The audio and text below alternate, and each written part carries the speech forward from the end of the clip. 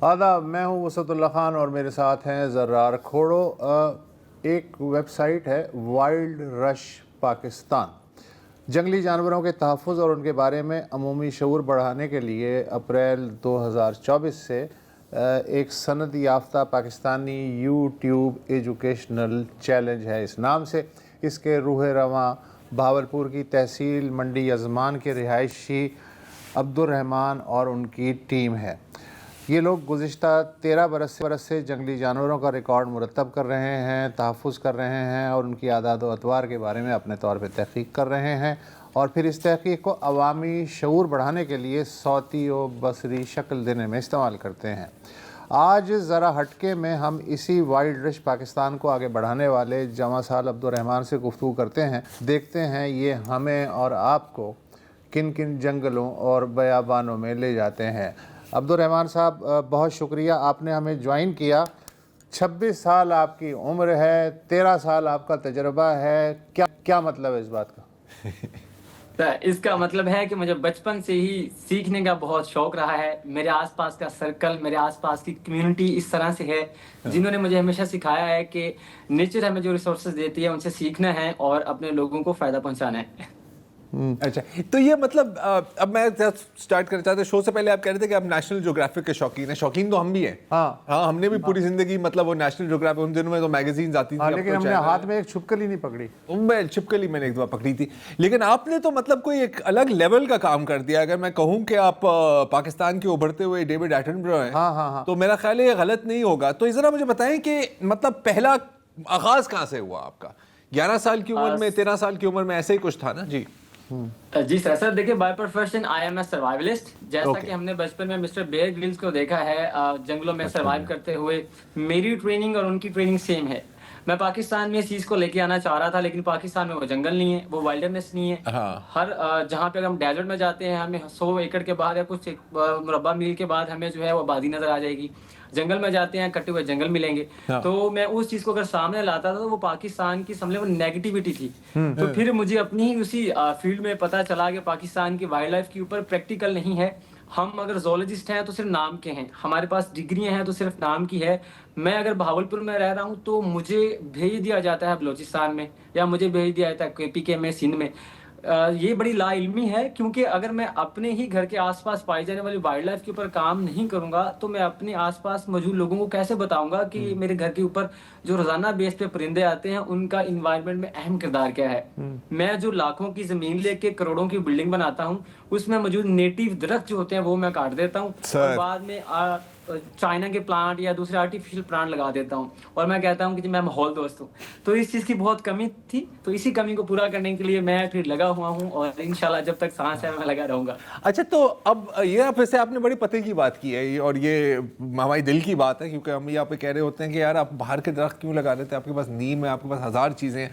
بہرحال مطلب یہ جب آپ نے شروع کیا تو آپ پہلے کہہ رہے تھے کہ آپ نے سروائیولسٹ بننا تھا، اب یہاں پر ظاہر ہے کہ جنگلات ہیں نہیں، تو پھر یہ تھوڑی سی یہ جو منی ڈاکیومنٹری سٹائل میں آپ نے کام شروع کیا، ہر ایپیسوڈ میں کوئی نئے جانور کو۔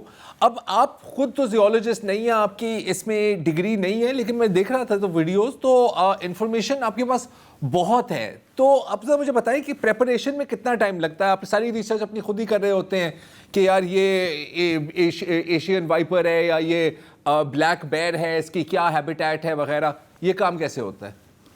دیکھیں، سب سے پہلے جو ایک میرا سلوگن ہے وہ یہ ہوتا ہے کہ ڈر لا علمی کا نام ہے۔ ہم ہر اس چیز سے ڈرتے ہیں جس کے بارے میں علم رکھتے ہی نہیں ہیں۔ ہمارے گھر میں کوئی چیز نہیں آئی، ہمارے سر پہ کوئی نئی چیز اڑے، ہم کہتے ہیں جی ہمارے لیے خطرہ ہے، جبکہ ہم اس کی امپورٹنس کو سمجھنے کے بجائے ہماری کوشش یہ ہوتی ہے کہ ہم اس کو مار دیں۔ میں نے اسی ہماری جو انسانوں کی جو کمی ہے، جو اشرف المخلوقات کی جو کمی ہے، جو ہم ماحول میں زیادہ بگاڑ پیدا کرتے ہیں، کیونکہ دنیا میں ہر جاندار، ہر چیز اپنے اسی نظام کے تحت چل رہی ہے جس کے لیے اللہ تعالیٰ نے اسے بنایا ہے۔ بگاڑ پیدا کر رہا ہے اشرف المخلوقات، کیونکہ لالچ میں، لا علمی کی وجہ سے۔ تو ہماری جو ہے یہی، ہم نے اس کمی کو دور کرنے کے لیے ہم دیکھتے ہیں کہ جس چیز سے، جس جاندار سے زیادہ لوگ ڈرتے ہیں، جس کے بارے میں غلط افواہیں رکھتے ہیں، جس علاقے میں رکھتے ہیں، میں اور میری ٹیم وہاں جاتے ہیں، لوگوں سے معلومات لیتے ہیں، اور ہمارے سال کے 365 میں سے 200 دن جو ہے وائلڈنیس میں گزرتے ہیں، جنگلوں میں، پہاڑوں میں، صحراؤں میں ریسرچ کرتے ہوئے. ہماری ایک پریکٹیکل ریسرچ جو ہے وہ 3 سے 4 مہینوں کے اندر کمپلیٹ ہوتی ہے. مطلب ہماری جو 8 منٹ کی ڈاکیومنٹری ہوتی ہے جس میں A to Z انفارمیشن ہی ہوتی ہے، وہ 3 سے 4 مہینوں میں بنتی ہے. اور وہ ساری اس کے جتنے بھی ایکسپینسز وغیرہ ہوتے ہیں، جتنے بھی اخراجات ہوتے ہیں، وہ سب لوگ، میں اور میری ٹیم مل کے پورے کرتے ہیں. اور اس طرح سے ہماری ایک ریسرچ جو ہے وہ کمپلیٹ ہوتی ہے. اچھا عبد الرحمان صاحب، یہ مطلب آپ نے تو سیدھا سیدھا بتا دیا اس لیے کہ آپ یہ کام کر رہے ہیں. جو نئے بچے سنیں گے یہ پروگرام، وہ بھی ظاہر ہے کہ ان کو بھی ہو سکتا ہے کہ اس سے کچھ ملے، جوش میں آئیں. وہ تو ہے تو خطرناک سا شوق. ٹریننگ اور جو سکھائی ہے اس کی، وہ اس میں کیا کیا شامل ہے اور آپ نے کہاں سے حاصل کی، اور آپ کیا مشورہ دیں گے اگر نئے بچے جو ہیں اس فیلڈ میں جانا چاہیں تو؟ سر، نئے بچوں کے لیے یہی ہے کہ اپنے سینئرز کی رسپیکٹ. ہمارا ایکچولی جو پاکستان میں سمجھ لیں پورے خطے میں باؤنڈنگ جو بنتی ہے نا سینئر جونیئرز کی، وہ بنتی نہیں ہے. جبکہ سینئرز اپنا سینئرز پر دکھاتے ہیں، جونیئر سینئر سے پوچھنے کی کوشش نہیں کرتے. اصل طاقت جو ہوتی ہے وہ سوال میں ہوتی ہے. ہم ہمیشہ جواب کے پیچھے بھاگتے ہیں، جبکہ ہمارا سوال ہی پاورفل نہیں ہوتا. ہمیں چاہیے کہ ہم نے سوال پوچھنے ہیں. جو علم رکھتا ہے، جو صاحب علم ہے، ان سے بھی پوچھنا ہے. جو آپ کو لگتا ہے کہ آپ کے پاس ہمارے بزرگ ہیں، آپ کے پاس کسی بھی فیلڈ کا کوئی بھی بندہ آتا ہے، آپ اس سے سوال کریں، آپ کو ہمیشہ انفارمیشن ملے گی. سب سے پہلے تو یہ. اس کے بعد تھیوری سب کچھ نہیں ہوتا. ہم کیا کرتے ہیں کہ سر صرف پیپر کی تک یا ڈگری کی لالچ میں ہم جو ہے وہ اپنی ڈگری حاصل کرنے کے لیے اسٹڈی کرتے ہیں، پریکٹیکل کرتے ہی نہیں ہیں. تو پریکٹیکل لازمی ہونا چاہیے. آپ اگر اس فیلڈ میں ہیں، آپ اگر اس فیلڈ میں نہیں ہیں، تو آپ کا حق بنتا ہے آپ کے گھر کے کرائٹیریا میں، آپ کے آس پاس جو چیزیں پائی جاتی ہیں، وہ درخت ہوں، وہ کیڑے مکوڑے ہوں، وہ جاندار ہوں، ان کا علم حاصل کرنا لازمی ہے. کیونکہ آپ جانتے ہوں گے کہ ہمارے بچوں کو، ہمارے گھر والوں کو یہ پتا ہے کہ جی آئی فون کی یہ سیریز چل رہی ہے، آئی فون کا یہ ماڈل آ گیا ہے، بل گیٹ دنیا کا امیر ترین بندہ ہے، یا ایلن مسک یہ کر رہا ہے. تو ہمارے بچوں کو، ہمارے گھر والوں کو یہ علم بھی ہونا چاہیے کہ ہمارے گھر پہ جو ڈیلی بیس پہ پرندہ آتا ہے اس کا انوائرمنٹ میں اہم کردار کیا ہے. سامنے ہمارے گھر میں جو درخت ہے اس کا انگلش نام کیا ہے یا اس کا اردو نام کیا ہے. اگر یہ ہمارے علاقے سے، ہمارے گھر سے کٹ جائے تو اس کا نقصان کیا ہوگا. یہ اگین عبد الرحمان صاحب، اب دیکھیں آپ کافی وقرے نکلے ہیں جو ہم دیکھتے ہیں، اور ہم جیسے بھی ہیں. اور بالکل آپ نے کہا کہ ہمیں علم ہی نہیں ہے نا کہ ہمارے نیچر کیا ہے. تو آپ کے گھر کا ماحول بھی کچھ ایسا ہی تھا کہ آپ کو اس میں انٹرسٹ ڈیولپ ہوا؟ کیونکہ زیادہ تر میں مطلب جنرلائز نہیں کرنا چاہ رہا، لیکن زیادہ تر تو والدین ہوتے ہیں، وہ کہتے ہیں یار میرا بچہ پڑھ کے انجینئر بن جائے، وکیل بن جائے، یہ کر لے، یار یہ کیا تم جانوروں کے پیچھے بھاگ رہے ہو. تو آپ کے گھر میں آپ کو کیا سپورٹ ملی یا نہیں ملی؟ سر، یہ جو فیلڈ ہے نا، اس فیلڈ کے بارے میں زیادہ تر پاکستان میں ایکسپیرینس ہے ہی نہیں. جیسا کہ میں نے پہلے بتایا، یہ فیلڈ سمجھ لیں پورے پاکستان کے لیے پریکٹیکل نہیں تھی.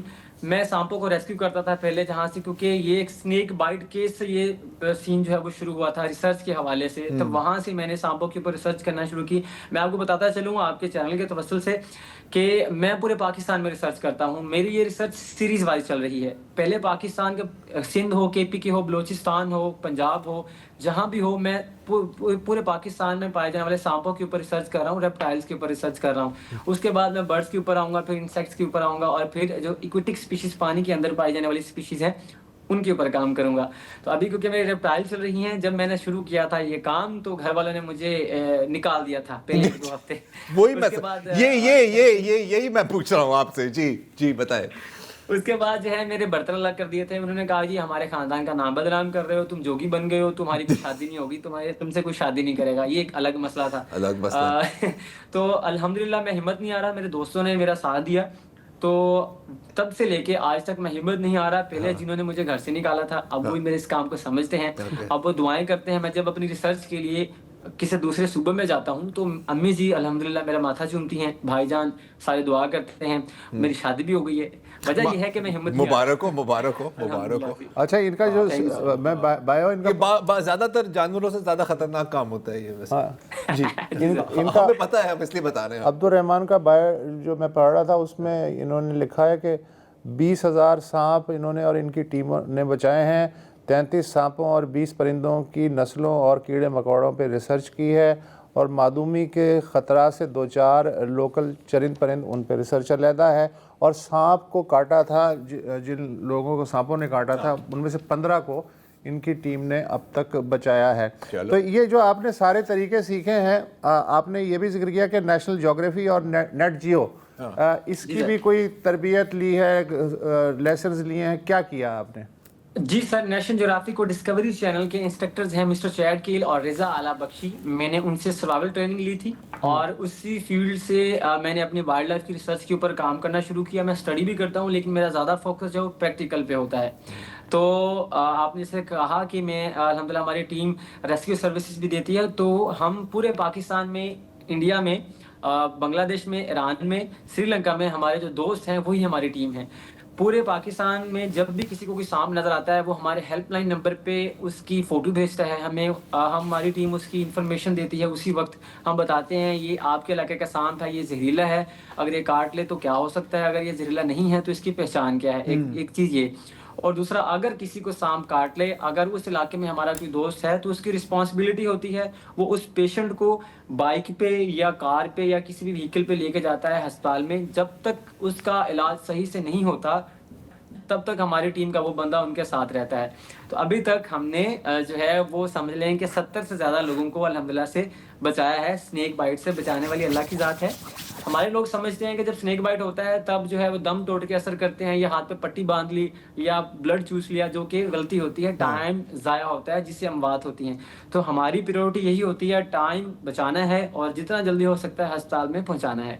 یہ جو خون چوسنے والی بات ہے نا, یہ ساری بالی ووڈ سے آئی ہے. ایسی ہے, فلم تھی ناگن, اس میں باقاعدہ ایک سین تھا. نہیں, پرانی باتیں.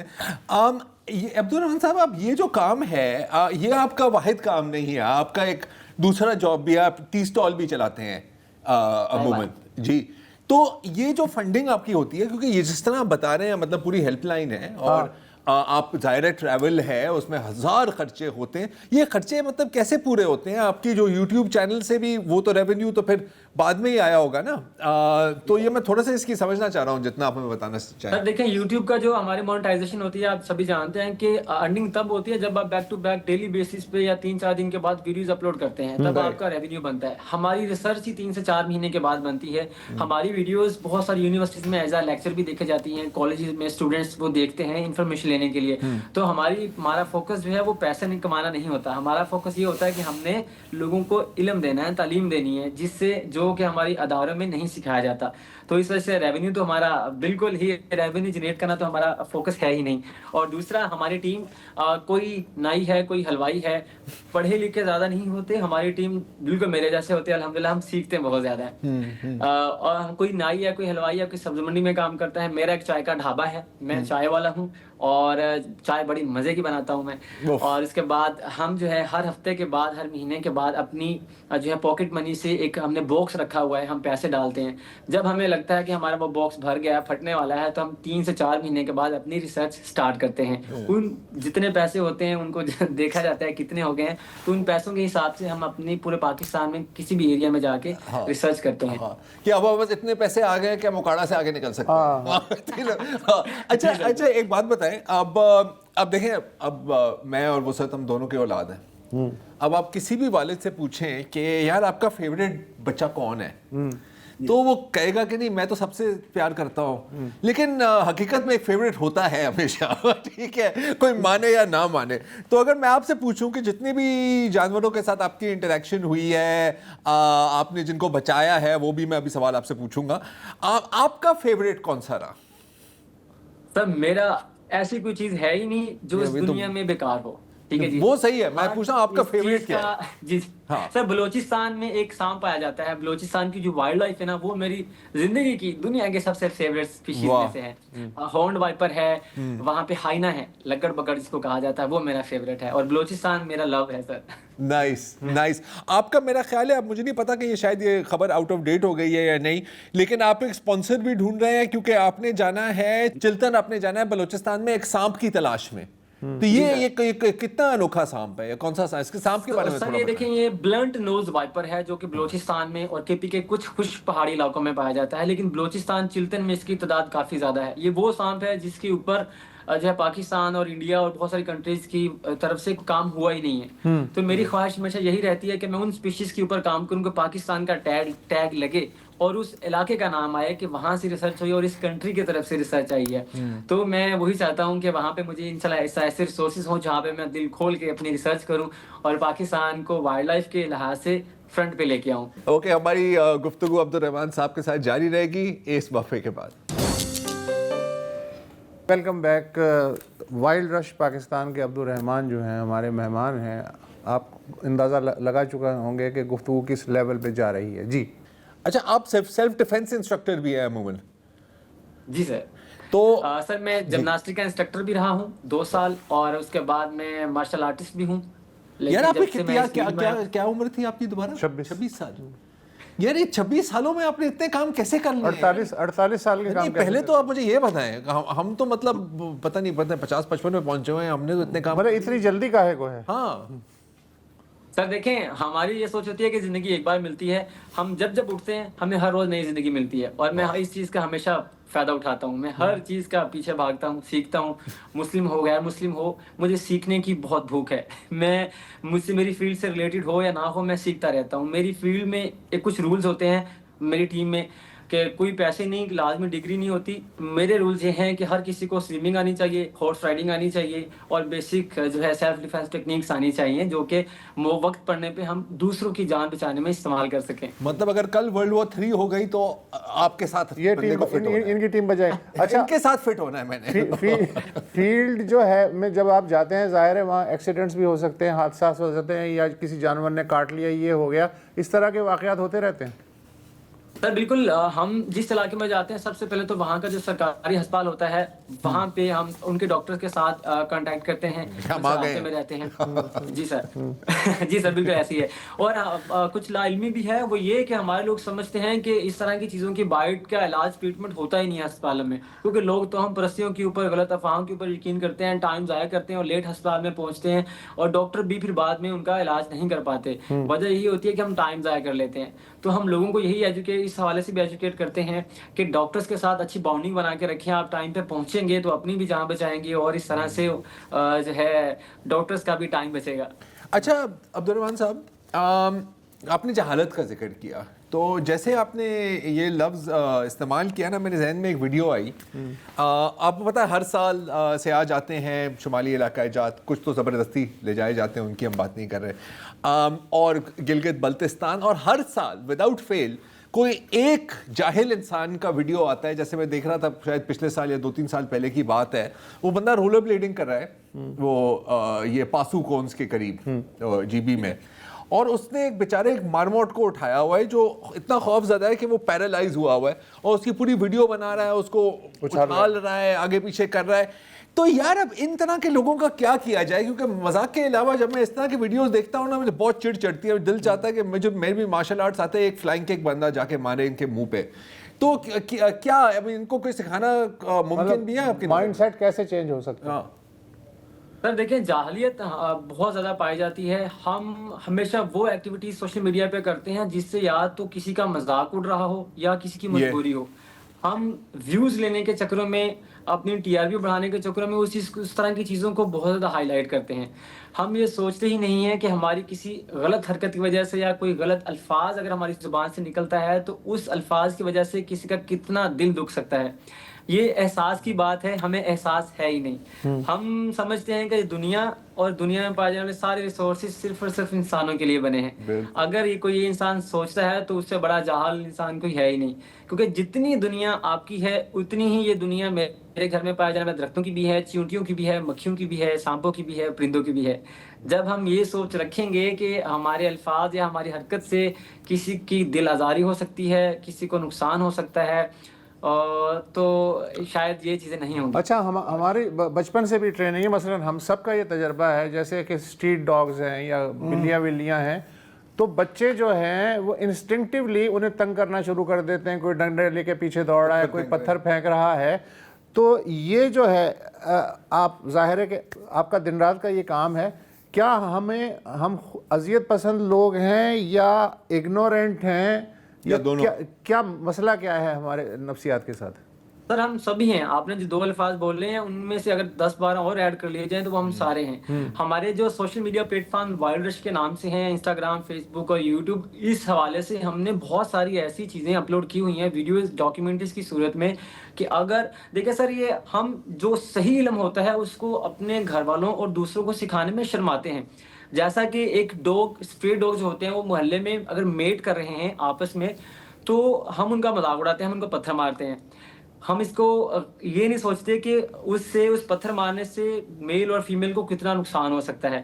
ٹھیک ہے، یہ وہ چیزیں ہیں جس کو ہم ایک دوسرے کو بتانے میں شرماتے ہیں. ایسی بہت ساری چیزیں ہیں. اگر ہم بچہ ہو، ہم کہتے ہیں جی وہ بلی آ گئی، وہ ڈر گئی، وہ بچہ کا اس طرح کی باتیں کر کے ہم اس خوف کو ذہن بناتے بڑا بڑھاتے ہیں.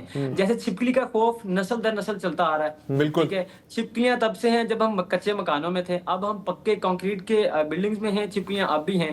ہم ان کی ضرورت کو نہیں سمجھتے ہیں کہ ہم سوتے ہیں، اللہ کا اتنا خوبصورت نظام ہے جو رات کو ایکٹیو ہوتا ہے. ہمارے گھروں میں مچھر انڈے دیتے ہیں، ہزاروں کی تعداد میں مکڑیاں آتی ہیں، اسکورپینز آتے ہیں. وہ چھپکلیاں جو ہیں ہم جب سو رہے ہوتے ہیں تو ہمیں ان سے پروٹیکٹ کر رہی ہوتی ہیں، وہ مکڑیوں کو کھا رہی ہوتی ہیں، وہ ان مچھروں کی تعداد کو کنٹرول کر رہی ہوتی ہیں. اب ہم پیسٹی سائڈ کا استعمال کرتے ہیں، مورٹین وغیرہ دوسرے کیمیکلز کا استعمال کرتے ہیں. اب وہ چھپکلیاں بھی نہیں رہی. اب جو ہمارے گھر میں عام کامن جو ہاؤس اسپیرو چڑیاں آتی تھی جو ہمارے پنکھوں میں لگتی تھیں، اب وہ بھی نہیں آتی. تو نتیجہ کیا ہے، اس کا رزلٹ جو ہے ہمیں موقع پہ نہیں ملتا. بعد میں ہم پھر کہتے ہیں جی فلاں بیماری نے ہمارے اوپر حملہ کر دیا ہے، اور اس طرح کی چیزیں کہ ہمیں فیس کرنا پڑتا ہے. نہیں، وہی بات ہوئی نا جو آپ نے پہلے بھی بولا ہے نا کہ ہر ایکو سسٹم میں ہر چیز کی ایک جگہ ہے، ایک مخصوص جگہ ہے. آپ جیسے کہ آپ ایک بلڈنگ بنا رہے ہو نا، مطلب لیگو کی، آپ بیچ میں سے ایک منزل کو نکال دو تو پوری بلڈنگ گر جاتی ہے. سانپ کی میں ذاتی طور پہ جاننا چاہتا ہوں، ایکو سسٹم میں سانپ کی کیا امپورٹنس ہے اس چین میں؟ سر دیکھیں، سانپ ایک چوہیا جو ہے وہ 36 دن کے بعد پہلے رو میں 4 بچے دیتی ہے اور اگلی رو میں وہ 6-8 بچے بھی دے سکتی ہے. ہم جتنا مرضی جو کڑکیاں جو ٹریپس ہوتے ہیں وہ لگا لیں، یا جتنے مرضی کیمیکل یا جتنی گلو گم جو بکس ہوتی ہیں ٹریپ وہ لگا لیں، ہم چوہوں کی تعداد کو کنٹرول نہیں کر سکتے. مین چوہوں کی تعداد کو کنٹرول کے لیے اللہ تعالیٰ نے سانپ بنائے ہیں. ٹھیک ہے جی. اور دوسرے پروڈیٹر ریپٹر برڈ جو ہوتے ہیں، چیل، جس میں شاہین وغیرہ آتے ہیں، اس طرح کے دوسرے ریپٹر شکاری پرندے وہ ان کا شکار کرتے ہیں. یہ سانپ دوسروں کا شکار بھی بنتے ہیں، خوراک بھی بنتے ہیں. اور چوہے جو بیکٹیریا سمجھیں جو وائرس پھیلاتے ہیں، زمین کی نیوٹریشنز اگر بہتر ہے تو آپ کی پیداوار، آپ کی فصل بہتر ہوتی ہے. اور اس پیداوار کی جو اہمیت آپ اس چیز سے لگا سکتے ہیں کہ ایک زمین کے اندر ہوا کی ترسیل، ہوا کی کس طرح سے کتنی گزر رہی ہے.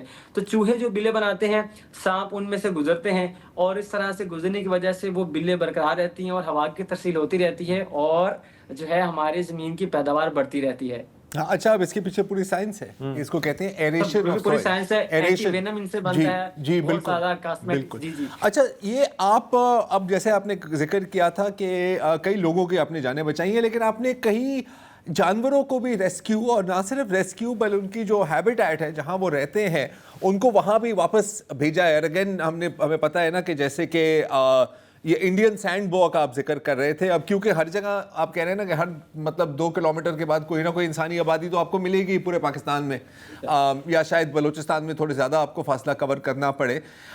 تو اس کا رزلٹ ہے کہ جو بیسکلی جو جانوروں کے گھر تھے وہاں پر ہم اپنے گھر بنا دیے ہیں، ان کو ہم نے بے دخل کر دیا ہے وہاں سے. تو آپ ذرا تھوڑا سا، میں 2-3 جانوروں کا نام لوں گا، آپ ذرا بتائیں کہ ان کے بارے میں یا ان کو بچانے کے لیے آپ کے کیا آپریشنز رہے ہیں. اور میں آغاز کرنا چاہ رہا ہوں سنو لیپرڈ سے، کیونکہ اس کو میں نے بھی دور سے دیکھا تھا ایک دفعہ جی بی میں. اس کو نمبر 1 خطرہ کیا ہے سنو لیپرڈ کا، اور آپ کی ٹیم نے ان پر کیا کام کیا؟ سر ہمارا کام جیسا کہ میں نے کہا کہ سیریز وائز چل رہا ہے. سب سے پہلے ہم ریپٹائلز کے اوپر کام کر رہے ہیں. اچھا ٹھیک ہے. ریپٹائلز میں ہمارے جو سنو لیپرڈ نہیں آتے، لیکن شکار ان کا کیا جاتا ہے وہ اس لیے کیونکہ لوگ خاص علاقے ہوتے ہیں جن میں سے خاص جانداروں کا شکار کر کے وہ اپنا رتبہ شو کرتے ہیں کہ جی میں نے اس کا شکار کر لیا ہے، اور میں پتہ نہیں اس بستی میں اس قبیلے کا ایک خاص بندہ بن گیا ہوں، اونچے مقام والا. شو مار رہے ہوتے ہیں نا. جی بالکل ایسی ہے سر. تو سب سے زیادہ خطرہ سنو دیکھیں جب تک وہ اپنے ریئل ہیبیٹیٹ میں ہے وہ ہوتا ہے، اس کو نقصان پہنچ سکتا ہی نہیں ہے. ایک کلائمیٹ چینج کی وجہ سے یا شکار کی کمی کی وجہ سے بعض اوقات وہ انسانی آبادی کے والے علاقوں میں آ جاتے ہیں اور ان کی بھیڑ بکریوں کو کھا لیتے ہیں. تو وہ غصے میں پھر اس کا شکار نکلنے کے لیے اس کے پھر ہیبیٹیٹ میں جاتے ہیں، صرف اور صرف رتبہ شو کرنے کے لیے کہ جی میں اس قبیلے کا وہ ہوں اور میں نے اسنو لیپرڈ کو مار دیا ہے. تو ہمارے اویئرنیس سیشن چل رہے ہیں، Pakistan government wildlife department بھی اسنو لیپرڈ کے اوپر بہت زیادہ کام کر رہے ہیں. تو انشاءاللہ جب ہماری اسنو لیپرڈز اور بیئرز اس طرح کے میملس کے اوپر آج ہے وہ آئے گی تو ہم انشاءاللہ آپ کو بہترین میسج ڈاکیومنٹری کی صورت. گفتگو عبدالرحمان صاحب کے ساتھ جاری رہے گی اس وقفے کے بعد. Welcome back. وائلڈ رش پاکستان کے عبدالرحمان جو ہیں ہمارے مہمان ہیں. مجھے حیرت یہ ہے کہ آپ کی اچھی خاصی پریزنس ہے سوشل میڈیا کے اوپر. 1 لاکھ سے زیادہ تو لوگ جو ہیں باقاعدہ آپ کے یوٹیوب چینل کے ممبر بھی ہیں. تو اس کے باوجود کسی ادارے نے یا کسی مخیر آدمی نے جس کو کہ اس کام سے دلچسپی ہو کوئی مالی مدد کی آپ کو پیشکش کی نہیں کی، یا آپ نہیں چاہتے، آپ چاہتے ہیں کہ یار جو اگر کوئی جو پیسہ دے گا وہ پھر ٹانگ بھی اڑائے گا کہ ایسے نہیں ایسے کرو، کیا مسئلہ کیا ہے؟ سر دیکھیے ہمارے بہت سارے فالوورز الحمدللہ ہماری ریسرچ میں ہماری ہیلپ کرتے ہیں. جب ان کو لگتا ہے کہ اس طرح کے کام ہم جا رہے ہیں تو وہ ہمارے پیسوں کی صورت میں یا دوسرے فائنینشیل سپورٹ کر لیتے ہیں. دوسری ہم بہت سارے ایسے ادارے سمجھ لیں آتے ہیں جو صرف اپنے مطلب سے آتے ہیں، جیسا کہ ہمارا جو پلیٹ فارم وائلڈ رش ہے اس پہ ہم صرف اور صرف وائلڈ لائف کے حوالے سے اپنی پریزنس دیتے ہیں، اپنی ڈاکیومنٹریز اپلوڈ کرتے ہیں. جو خاص قسم کے این جی اوز یا ادارے ہوتے ہیں وہ کہتے ہیں جی کہ اگر ہم آپ کی یہ سپورٹ کریں گے تو آپ نے ہماری ویڈیوز ہماری جو انفارمیشن ہے وہ بھی آپ نے اپنے پیجز کے اوپر اپلوڈ کرنی ہے، جو کہ ہمیں منظور نہیں ہوتی، کیونکہ لوگ ہمیں اگر فالو کرتے ہیں صرف اور صرف انفارمیشن لینے کے لیے. اگر ہمارے اسی پلیٹ فارم پہ آپ جو ہے دوسرے چیزیں کوکنگ سے ریلیٹڈ یا دوسری ویڈیو سے ریلیٹڈ یا دوسرے اپنی پروڈکٹس لے کے آئیں گے تو وہ ڈی ٹریک ہوں گی. تو اس طرح ہمیں تلاش ہے ان کی جو اس چیز کو سمجھتے ہوں، جو سمجھتے ہوں کہ وائلڈ لائف کی انفارمیشن، وائلڈ لائف کی معلومات ہمارے لوگوں کو کتنا دینا ضروری ہے. تب ہم ضرور کہیں گے جی کہ آمین، ہم آپ کے ساتھ ہیں اور جب تک زندہ ہیں آپ لوگوں کے ساتھ کام کریں گے. یار یہ آپ نے ایک بڑا اچھا فیصلہ کیا ہے، کیونکہ یہ ایک بہت ٹیمپٹیشن بھی ہوتی ہے. یہ کافی مطلب اس میں ہاتھ پیر بن بس جاتے آپ کے سامنے پورا بریف کیس ہوتا ہے کہ یار یہ لو بلینک چیک اور اپنے ہاتھ ایش کر. ہاں اب کتنا عجیب ہوگا کہ ایک ہاتھ میں ان کے پینگولین ہے ہاں اور دوسرے ہاتھ میں کہیں اور اب ہم کھانا پکائیں گے اور اس کنولا تیل کے ساتھ تینوں. تو یہ مطلب وہی ہے نا یار، پروڈکٹ پلیسمنٹ کی بھی ایک تک ہوتی ہے نا، یا تو اس کے ساتھ جڑا ہو یا تو نہیں جڑا ہو، نہیں تو پھر آپ کے اپنے فالوور ہی کامنٹس میں کہیں گے کہ یار یہ کرنا تھا تو پھر کیا فائدہ ہے. ایسا ہی ہے نا، بالکل ایسی ہے. ہاں بندہ اپنے فالوورز کے بھی مطلب قید میں آ جاتا ہے ایک طرح سے.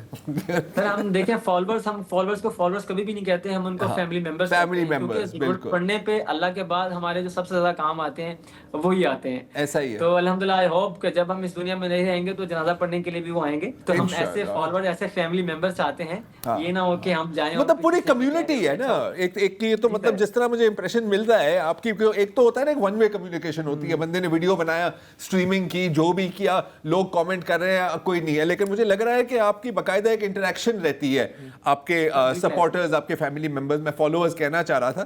اچھا اب یہ جو بات ہے یہ پاکستان تک محدود تو نہیں ہوگی نا؟ آپ نے سری لنکا کا بھی ذکر کیا تھا، آپ نے دوسرے ممالک کا بھی ذکر کیا تھا، اور آپ کو ہمیں پتہ ہے کہ یار نیچر انتھوزیسٹ تو پوری دنیا میں ہیں اور ہر جگہ لوگ عجیب عجیب کام کر رہے ہوتے ہیں، انٹرسٹنگ کام کر رہے ہوتے ہیں. تو انٹرنیشنلی آپ کی ابھی تک کیا کمیونٹی بن رہی ہے؟ کن کن لوگوں سے بات ہوتی ہے آپ کی؟ سر کیلیفورنیا میں بھی ہے اور مختلف کنٹریز میں ہیں، انڈیا میں بھی ہیں، بہت سارے ایران میں بھی ہیں ہمارے دوست جن سے ہم کانٹیکٹ میں رہتے ہیں. اور جس چیز کا ہمیں پتہ نہیں، دیکھو کہ میں ہر چیز میں پرفیکٹ نہیں ہو سکتا. ظاہر ہے میرے ساتھ میری ٹیم میں کوئی درختوں کا ایکسپرٹ ہے، کوئی میمبرز کا ایکسپرٹ ہے، کوئی ریپٹائلز کا ایکسپرٹ ہے، کوئی پرندوں کا ایکسپرٹ ہے، کوئی حشرات کا ایکسپرٹ ہے. ٹھیک ہے، ایسے بہت سارے جو ہے لوگ میرے ساتھ ہیں جو میرے سینئرز ہیں، میں ان کی رسپیکٹ کرتا ہوں، ان سے سیکھتا ہوں. تو ایسے ہی مختلف کنٹریز میں ہمارے ساتھ لوگ اٹیچ ہیں. ہماری کوشش یہی ہے کہ جو باؤنڈریز ہیں اپنی فیلڈ کے ذریعے سے، محبت سے ان کو ختم کریں. سب سے پہلے تو میرا فوکس پاکستان ہی رہے گا الحمدللہ اور ہمیشہ رہے گا. بہت ساری ایسی آفرز ہیں جن کو میں نے ٹھکرایا ہے کیونکہ میرا مقصد پاکستان کے لوگوں کے لیے کرنا ہے. اور اگر میں انگلش میں بولوں گا، انگریز بنوں گا تو وہ آلریڈی ہم سے بہت آگے ہیں. میرا فوکس یہ ہے کہ پاکستان میں رہتے ہوئے نیٹو لینگویجز کو استعمال کرتے ہوئے پاکستان کے مقامی لوگوں کو ایجوکیٹ کرنا ہے جہاں تک یونیورسٹی والے یا کوئی ادارے نہیں پہنچتے. کیونکہ ایک بگاڑ یا ایک سدھار ایک ہمیشہ مقامی سطح سے ہی پیدا ہوتا ہے. تو میں انشاءاللہ ہمیشہ مقامی سطح سے شروعات کرتا ہوں اور دل کھول کے اچھا لیکن عبد الرحمان آپ نے کہا آفرز، تو کس طرح کی آفر ہے؟ ظاہر ہے کہ انہوں نے یہ آفر کی ہوگی کہ آپ اسکالرشپ لے لیں، آپ اسٹڈی کر لیں، آپ مزید جو ہے کچھ ایکسپیرینس لے لیں، اسی یا کیا آفرز؟ سر آسٹریلیا سے ہے اور دوسری کنٹری سے ہے کہ آپ یہاں پہ آئیں اور یہاں کی ریسرچ کریں اور ٹیگ لگے گا پھر اسی کنٹری کا. مطلب میرا فوکس یہ ہے کہ سب سے پہلے تو پاکستان کے اوپر، پاکستان کے وائلڈ لائف کے اوپر، پاکستان کی ساری زبانوں میں کام کرنا ہے.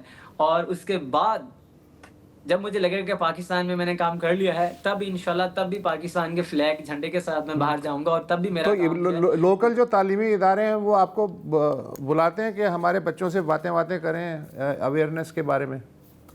بالکل پورے پاکستان سے آتے ہیں، کشمیر، بلوچستان، سندھ، کے پی کے، پنجاب اسپیشلی. یہاں پہ اسکول اور کالج میں ہمیں جو ہے ایک ویکلی ہم سیشن رکھتے ہیں جس میں ہم لوگوں کو میل اینڈ فیمیل کو ہم ایجوکیٹ کرتے ہیں مقامی وائلڈ لائف کے حوالے سے. گفتگو عبد الرحمان صاحب کے ساتھ جاری رہے گی اس وقفے کے بعد. Welcome back. وائلڈ رش پاکستان کے عبد الرحمان جو ہیں ہمارے مہمان ہیں. آپ کی اہلیہ کو بھی شوق ہے جانوروں کا؟ اوئے سر میں کچھ بھی نہیں ہوں، میری اہلیہ میری وائف وہ آپ کی ٹیم ممبر ہے؟ نہیں ویسے پتہ ہے یہ ضروری ہے، نہیں تو کہتے اب دوبارہ تو نکل گیا ہے، دوبارہ تو نکل گیا ہے سپا. نہیں وہ آپ کی ٹیم ممبر ہیں کیا؟ سر دیکھیں وہ میری ٹیم ممبر ہیں، میری باس ہے اور وہ میرے باس تو ہم سب کی ہوتی ہے. مطلب ابھی بھی وہ میں ان کے جیسا مجھے انہوں نے کہا کہ ایسے بیٹھنا ہے میں بالکل ویسے ہی بیٹھا ہوں. اور وہ میرے ساتھ ہیں الحمدللہ، بیک بون ہے. ہمارا مقصد دیکھیں ہمارا ہر کام جو ہے ہم کوشش کرتے ہیں کہ پیغام ہو. الحمدللہ سے ہمارا نکاح ہوا تھا بالکل سادگی کے ساتھ. ہم نے عبایا میں رخصتی کی، عبایا میں ولیمہ کیا، نو جہیز، کوئی جو ایکسٹرا فنکشن ہوتے ہیں فضول خرچی نہیں کی. ہم نے ایک میسج دیا جو کہ 10 ملین لوگوں تک گیا الحمدللہ سے. اور جو ہے امید ہے کہ ہم اس طرح کے میسیجز اور وائلڈ لائف کے حوالے سے جب تک زندہ ہیں کام کرتے رہیں گے انشاءاللہ. اگلا ویڈیو کس چیز پر ہے، کس جانور پر ہے؟ اگلا ویڈیو جو ہے ہم ٹرٹلز کے اوپر ابھی کام کر رہے تھے. ٹرٹلز. اور اگلا ویڈیو جو ہے کہ ہمارا کے پی کے نوشہرہ میں ہے. لوگوں کے نزدیک ایک چھپکلی ہے جس کو لیپرڈ گیکو کہا جاتا ہے، اس کے اوپر بلیک سپوٹ دھبے ہوتے ہیں. لوگ سمجھتے ہیں کہ اگر وہ آپ کی سکن جلد کے ساتھ لگ جائے تو جتنے دھبے اس کے اوپر ہوتے ہیں اتنے سیکنڈ میں آپ کی موت ہو جاتی ہے. تو اس غلط مت کو ختم کرنے کے لیے میں انشاءاللہ اگلا پروجیکٹ جو ہے نوشہرہ کے پی کے میں شروع کر رہا ہوں. سر ایک تو یہ میں بڑا افسوس ہوتا ہے نا جب یہ لوگ مطلب 24 گھنٹے چھپکلیوں کو مار رہے ہوتے ہیں. مطلب کیا کرے گی تمہیں یار، بیچاری چھت پہ رہے تمہارے بستر میں گھس رہی ہے. مت سے مجھے یاد ہے ایک جو سب سے فضول جو چیز سمجھی جاتی ہے وہ ہے لال بیگ، جو ہر گھر میں پائے جاتے ہیں کچنز میں، غسل خانوں وغیرہ میں. تو لوگ کہتے ہیں یار اس کا کیا مصرف ہے، یہ کیوں ہے، ان سے بڑے تنگ ہوتے ہیں لوگ. تو آپ کیا، میں خود تنگ ہوں. آپ کی آبزرویشن کیا ہے، کیا بتائیں گے آپ؟ سر کریپینس جو ہوتی ہے نا، ہم چھپکلی کی اسکن سے بہت زیادہ لوگ ڈرتے ہیں. ان کو پتہ ہے کہ جی یہ زہریلی نہیں ہے لیکن پھر بھی وہ اسے کراتے ہیں. ایسے ہی کاکروچز، خاص طور پہ ہماری خواتین جو ہیں پاکستان میں چھپکلی اور کاکروچز، لال بیگ سے بہت ڈرتے ہیں. یہ ہمیشہ آپ کو سیوریج کے آس پاس ملیں گے. سیوریج کے آس پاس نظام کو بالکل بیلنس بنائے رکھنے کے لیے، صفائی رکھنے کے لیے، وہاں پہ جو دوسرے حشرات ہوتے ہیں ان کو کھا کے لارواز بناتے ہیں. اور وہی لارواز ہمارے دوسرے چھوٹے روڈنٹس جو ہوتے ہیں، چوہے، ان کی خوراک بنتے ہیں. اسکارپین جو ہے ان کی خوراک بنتے ہیں. تو وہ ہمارے فوڈ چین کا حصہ ہیں. ویسے مجھے یہاں پہ چائنا میں تو فارمنگ ہو رہی ہے ان کی. ہاں ہو رہی ہے یار، گھن آتی ہے مجھے. نہیں مجھے کافی خوف ہے لال بیگ سے. خوف نہیں ہے، میں نے پہلے بتا چکا ہوں جو خوف ہے یہ لا علمی کا نام ہے. ہم اپنے ڈر کا خاتمہ خود ہی کر سکتے ہیں علم سے، صرف اور صرف علم سے. بچپن میں نا وہ اڑتا ہوا کاکروچ میرے منہ میں چلا گیا تھا ایک دفعہ. تو یہ وہ پرانا ٹراما ہے جس سے میں کوشش کر رہا ہوں نکلنے کا. ورنہ اس سے کوئی ذاتی دشمنی تو نہیں؟ نہیں مجھے نہیں پتا، ہو سکتا ہے کہ میں نے اس کے ساتھ پنگا لیا ہو اس کے ساتھ، مجھے اس بات کا نہیں پتا. لیکن مجھے صرف اتنا پتا ہے کہ یہ ہوا تھا میرے ساتھ. تو میں لال بیگ سے پنگے میں آخری فتح لال بیگ کی ہی ہوتی ہے. سر میرے ساتھ اب جس کا بھی پنگا ہوگا فتح اس کی ہی ہوگی. ٹھیک ہے نا، یہ تو گارنٹی ہے. تو یہ جو آپ ابھی ذکر کر رہے تھے نا، وہاں پہ بات نہیں کر سکا میں آپ کے ساتھ. سیلف ڈیفینس انسٹرکٹر، آپ کو کبھی جانوروں کے ساتھ تو اپنے آپ کو خلاف تو اپنے آپ کو ڈیفینڈ کرنے کی ضرورت نہیں پڑی. میں خیال سیلف ڈیفینس تو باقی انسانوں کے لیے ہی ہوتا ہے نا. جی جی سر. ऐसा ही सर है? देखें ये जैसे हमारी फुटबॉल, क्रिकेट, वॉलीबॉल, बैडमिंटन इस तरह की गेम्स हैं, ये सेल्फ डिफेंस और कराटे, जिम्नास्टिक वगैरह भी उसी तरह की कैटेगरी में आती हैं। ये अब देखें जिस तरह का इन्वायरमेंट या सिचुएशन चल रही होती है, हम जितना मर्जी मार्शल आर्ट स्पेशलिस्ट बन जाएं, अगले बंदे के पास गन होती है, ये तो हम है। क्या कर लेंगे? हाँ। एक घोड़ा दबाया और हमारा खेल खत्म। तो सेल्फ डिफेंस एक माइंड कंट्रोल है। आपने खतरा और सिचुएशन के हिसाब से काम चलना होता है। अगर आपके सामने गन पॉइंट पे खड़ा है, आपने ये नहीं सोचना कि मैं मार्शल आर्टिस्ट हूँ। आप कहें भाई मैं ताबेदार, आप जो कहेंगे मैं ताबेदार, ठीक है। आपने जान बचानी है, मौका मिलने पे भागना है। अगर आप ये सोचेंगे कि मैं मार्शल आर्टिस्ट हूँ और मैं गोली से ये सब बच जाऊंगा, तो आप जान से हाथ धो बैठेंगे। हाँ, मतलब ये जेट ली की मूवी नहीं अच्छा, है। तो ये तो सॉरी आई मीन ये तो फिर सिर्फ सेल्फ डिफेंस नहीं है ना, ये तो पूरी लाइफ ट्रेनिंग है। हाँ। ये बंदा अपने दिमाग को ट्रेन कर रहा है, अपनी बॉडी को तो ट्रेन कर ही ले, लेकिन सबसे पहले सर अपने मेरे दिमाग को ट्रेन इंस्ट्रक्टर्स जो हैं अल्हम्दुलिल्लाह अल्लाह ताला का बड़ा फजल और करम है मेरे ऊपर कि मुझे उस्ताद और दोस्त मेरी औकात से हमेशा बढ़ के मिले हैं। मैं जहाँ से मैंने ट्रेनिंग ली है, उन्होंने कहा कि अब्दुर्रहमान अगर आप सीखे हो, आपने अगर किसी इंसान पे हाथ उठाया तो समझ ले आपने अपने उस्ताद के ऊपर हाथ उठाया। तो जब भी लड़ाई होती है मैं हमेशा मार खाता हूँ। अच्छा, जब आप लंबे लंबे ट्रिप पे जाते हैं तो चाय की दुकान का क्या होता है? सर मेरे दोस्त संभालते हैं, जो बैकअप पे हमने रखे होते हैं, और फिर हम निकलते हैं। फिर पूरा हिसाब होता है हर चीज़ का। हम उनको बताते हैं, हम कांटेक्ट में रहते हैं, ये काम इस तरह से चल रहा है, इस तरह से करना है। तो हमारे दोस्त और अल्हम्दुलिल्लाह मेरे भाई भी हैं, तो वो भी पीछे काम संभालते हैं। और जब मैं नहीं होता तो रेस्क्यू सर्विसेज मेरी अम्मी जी भी देती हैं और मेरी वाइफ भी देती हैं, और मोहल्ले वाले।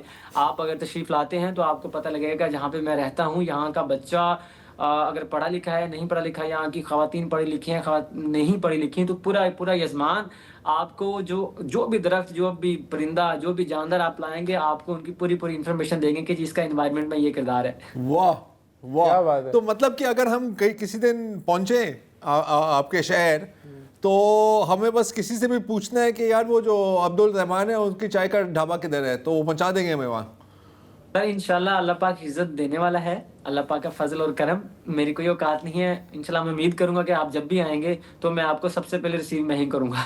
इंशाल्लाह, अनलेस कि आप किसी सांप के पीछे भाग रहे हो बलूचिस्तान में। जी सर बिल्कुल ऐसे ही है। अब्दुल रहमान साहब बहुत शुक्रिया आपका। इट वाज ग्रेट यार, I had so much fun. हमने बहुत सारे इंटरव्यूज किया स्पेशल प्रोग्राम्स के लिए। यार दिस इज आई थिंक ये टॉप पे नहीं, क्योंकि देखिए हमने बात की थी, हम समझ रहे थे कि जब वसतुल्लाह खान ने आपका जिक्र किया था पहले, तो उन्होंने कहा था कि यार वाइल्ड लाइफ पे काम करता है। मुझे अंदाजा नहीं था कि हम एक फिलोसोफर से मिलने जा रहे हैं। हाँ, मतलब बकायदा पूरी लाइफ कोचिंग हो गई यहाँ पे यार। मैं भी ये काम छोड़ के कहीं और जा रहा हूँ।